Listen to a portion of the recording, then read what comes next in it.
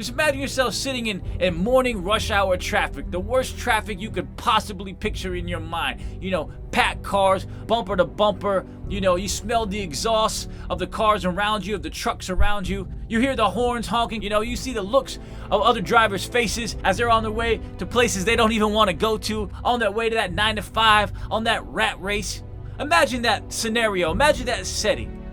Okay? Look left and right and up and down. See what all's around you. That's where most people are right now. That's what most people are doing. That's what your neighbors are probably doing. That's what most of your family's probably doing. Most people are stuck in that traffic, going to a job that they don't want to go to, living a life that they don't love, where the only difference of their day is whether they get there at 8:57 or 9:02. Okay? That 9 to 5 life, man. That's what people are. And entrepreneurship is the exit. Entrepreneurship is the exit. The entrepreneurship is that lane on the far right of the highway that is open right now, that is looking at you, that is calling your name. When you decide to go out on your own, when you decide to build your own dream, then you take that exit, right? You take that exit ramp. And at first, that exit ramp looks so beautiful when you're stuck in that traffic. That exit ramp looks so pretty, so perfect, so clean, so clear. You make that hard right and you're outside of that traffic.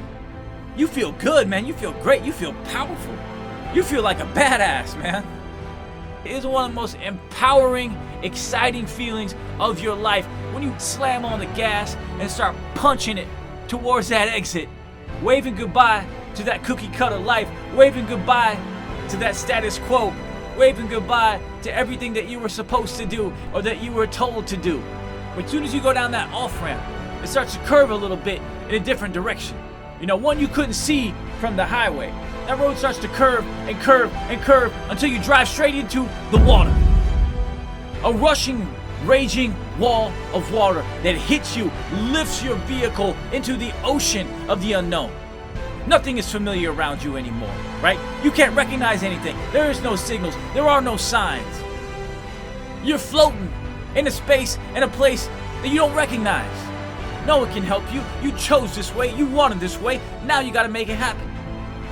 And as you start working in that car, start working in that cockpit, trying to figure it out, trying to put it together, try to understand your dream, the water starts to get higher.